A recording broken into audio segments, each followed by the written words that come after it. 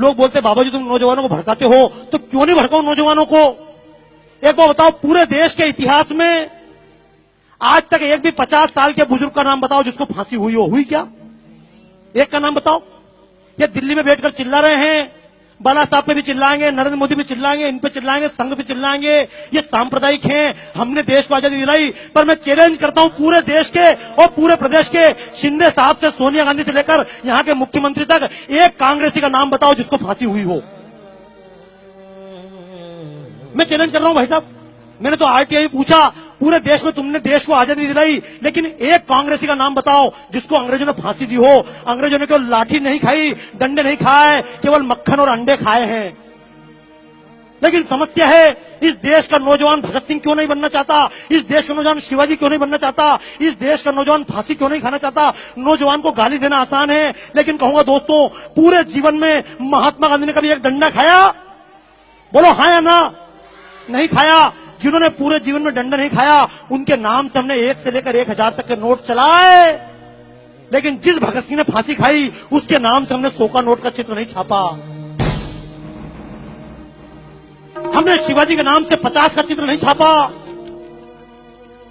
और सांप्रदायिकता की बात नहीं है, ये शिवसेना के मंच से खड़े होकर कहना चाहता हूं इस बात को, अशफाक उल्लाह की कुर्बानी भूलना हम पाएंगे। क्योंकि लोग सीधा आरोप लगाते हैं तुम तो मुसलमान के खिलाफ हो, तुम सांप्रदायिक हो। तो एक बात कहना चाहता हूं आज इस पुण्यतिथि के अवसर पर कि अशफाक उल्लाह की कुर्बानी भूलना हम पाएंगे।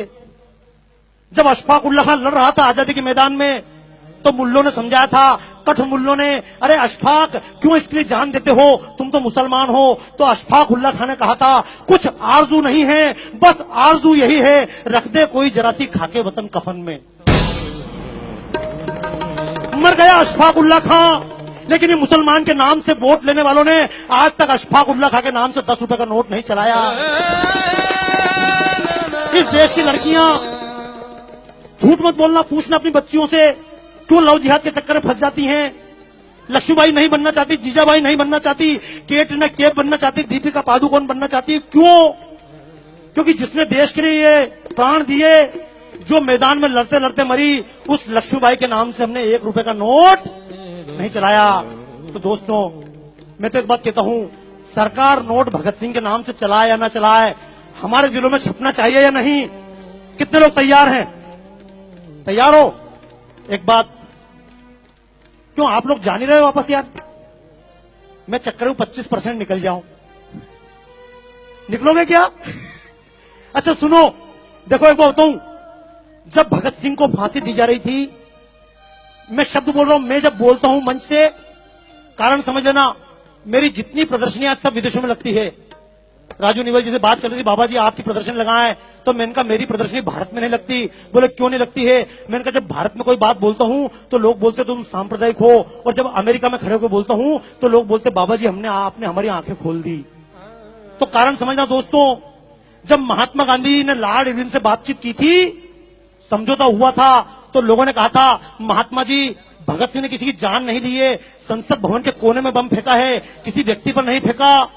आप भगत सिंह की माफी की नहीं बात करो, शर्त रखो, भगत सिंह को माफ करो। तो महात्मा गांधी ने कहा था, ये भगत सिंह, ये अशफाक उल्लाह खां, ये क्रांतिकारी, ये चंद्रशेखर आजाद, ये क्रांतिकारी आतंकवादी हैं। तो मैं भी एक बात कहना चाहता हूं, अगर भगत सिंह आतंकवादी थे तो मैं भी आतंकवादी हूं। और ऐसे आतंकवादी देश के कोने कोने में पैदा करना चाहता हूं। क्यों? अगर भगत सिंह की तरह आतंकवादी देश में पैदा हो जाए तो अफजल और कसाब जैसे आतंकवादी दिखाई, तो बोलो देश के नाम पे आतंकवादी बनना चाहते हो? अभी तक लोग मजहब के नाम पे आतंकवादी बने, जातियों के नाम पर आतंकवादी बने। हालांकि आतंक का मतलब यह नहीं कि बम लेकर निकल जाना, मारोगे किसको मारोगे? देशवासी को मारोगे क्या? लेकिन कम से कम और किसी को मारो मत मारो, अपने स्वार्थ को मार लेना। जब कभी वोट देने जाओ तो जाति देखकर वोट मत देना।